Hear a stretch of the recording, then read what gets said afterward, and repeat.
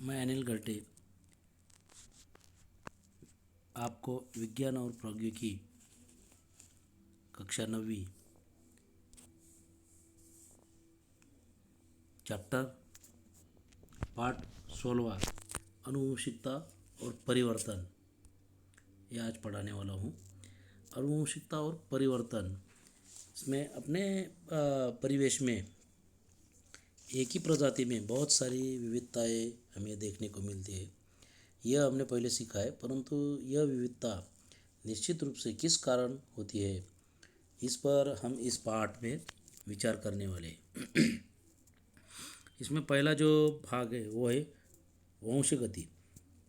सजीवों के गुणधर्म एक पीढ़ी से दूसरी पीढ़ी तक किस तरह से संक्रमित होते हैं, इसका सामान्य तौर पर विशेष रूप से जनुकों का अध्ययन करने वाली यह एक जीव विज्ञान की शाखा है और इसी शाखा को आनुवंशिक विज्ञान कहा जाता है या कहते हैं। इसमें पुनरुत्पादन प्रक्रिया में नई संतति की निर्मित होती है। यह संतति अपने जनकों से कुछ सूक्ष्म भेदों को छोड़कर लगभग मिलती जुलती होती है।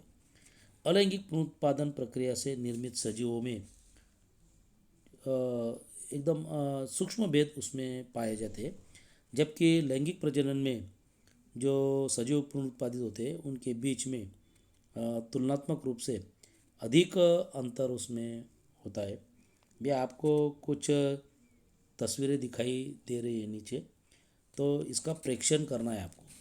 अपनी कक्षा के मित्रों के कानों का बारीकी से आप प्रेक्षण कीजिए। हम सभी मनुष्य प्राणी हैं, फिर भी हम सबकी त्वचा के जो रंग है उसमें हमें बहुत अंतर दिखाई देता है।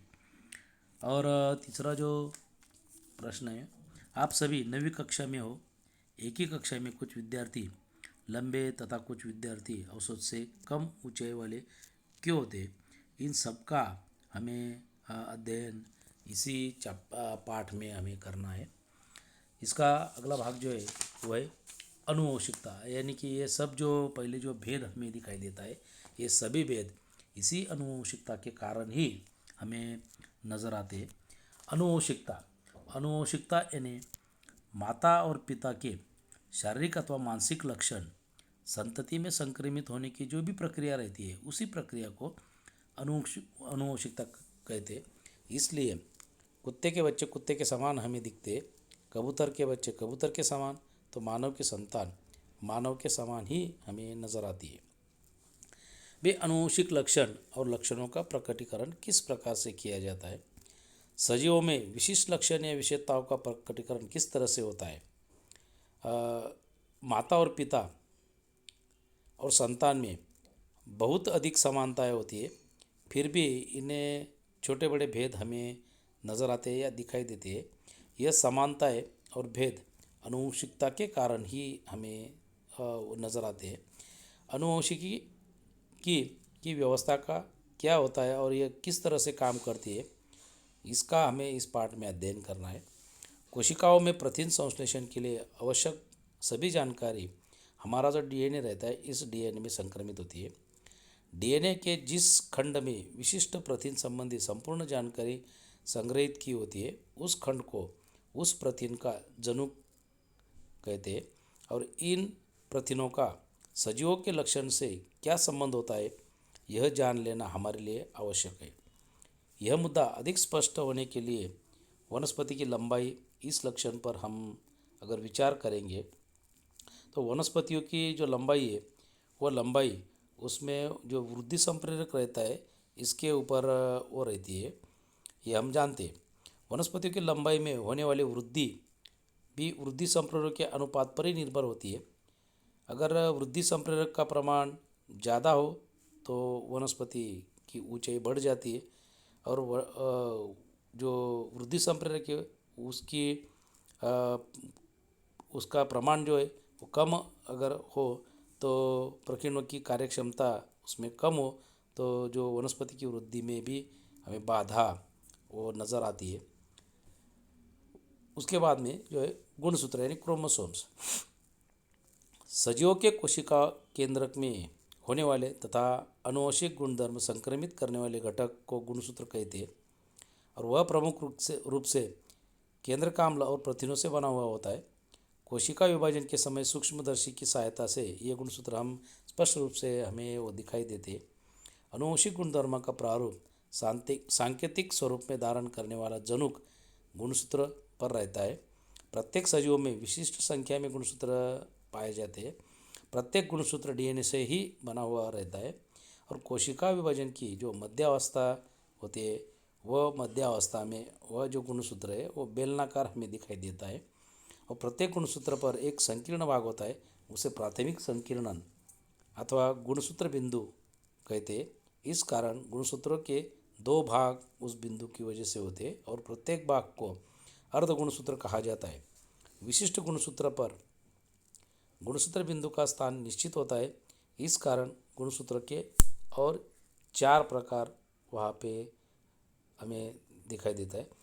गुणसूत्रों के प्रकार, गुणसूत्र की जो प्रकार है वो कोशिका विभाजन के मध्य अवस्था में स्पष्ट रूप से हमें दिखाई देती है। पहला जो प्रकार है गुणसूत्र का मध्य केंद्रीय गुणसूत्र, यानी इन गुणसूत्रों में गुणसूत्र बिंदु के बीचों बीच वो होता है और यह गुणसूत्र अंग्रेजी वी अक्षर की तरह हमें दिखता है। इनके अर्ध गुणसूत्रों की जो लंबाई रहती है दोनों की वो समान रूप से रहती है। दूसरा जो है वह उपमध्य केंद्र की गुणसूत्र, और इन गुणसूत्रों में गुणसूत्र बिंदु गुणसूत्र के मध्य के आसपास ही होता है। यह गुणसूत्र अंग्रेजी यल अक्षर जैसा हमें दिखाई देता है। इसमें एक अर्ध गुणसूत्र दूसरे से थोड़ा बड़ा होता है।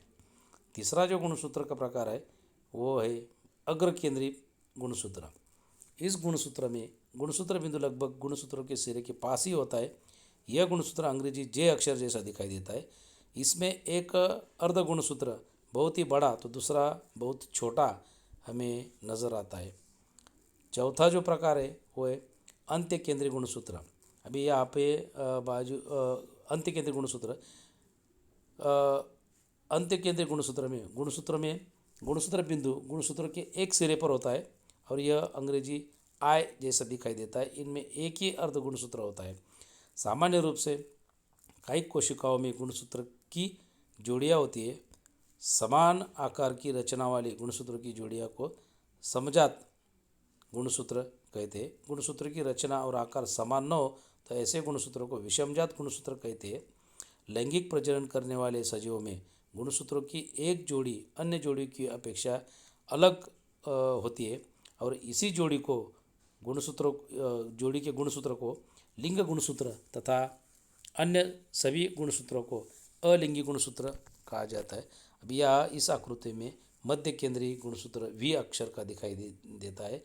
उपमध्य केंद्र की गुणसूत्र यल अक्षर जैसा दिखाई देता है और जो अग्र केंद्र की गुणसूत्र जो है वो अंग्रेजी जे अक्षर जैसा दिखाई देता है और अंत्य केंद्र की गुणसूत्र जो है वो आई जैसा हमें नज़र आता है। अगला जो भाग है वो है डीएनए, यानी कि डीऑक्सी राइबोन्यूक्लिक एसिड। गुणसूत्र प्रमुख रूप से डीएनए से बने होते हैं। सर 1869 में श्वेत रक्त कणिकाओं का अध्ययन करते समय स्विस जैव रसायन वैज्ञानिक फ्रेडरिक मिशर ने इस आम्ल की खोज की। यह आम्ल प्रथम केंद्रक में मिला, इसलिए इसका नाम केंद्रकाम्ल यानी कि न्यूक्लिक एसिड रखा गया। यह कोशिका के अन्य भागों में भी पाया जाता है। डीएनए के अणु विषाणु जीवाणु से लेकर मनुष्य तक सभी जीवों में पाए जाते हैं। यह अणु कोशिकाओं का कार्य, वृद्धि और विभाजन नियंत्रित करता है। इसी कारण इन्हें प्रधान अणु भी कहा जाता है, यानी मास्टर मॉलिक्यूल भी इसे कहते हैं। डीएनए अणु का प्रत्येक धागा न्यूक्लियोटाइड नामक छोटे छोटे अणुओं का बना होता है और नाइट्रोजन युक्त पदार्थ एडेनिन, ग्वानिन, साइटोसिन और थाइमिन ऐसे 4 प्रकार के वो रहते हैं। इनमें से एडेनिन तथा ग्वानिन को प्यूरिन्स और साइटोसिन और थाइमिन को पिरिमिडिन्स भी कहा जाता है।